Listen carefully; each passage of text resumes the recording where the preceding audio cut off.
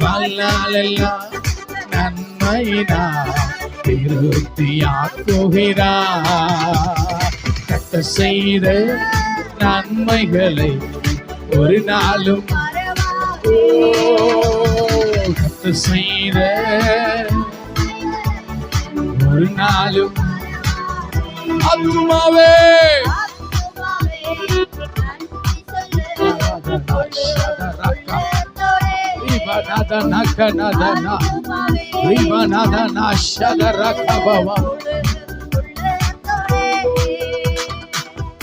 இளமை கழுகு போல புதிதாக்கி மகிழ்கின்றார்.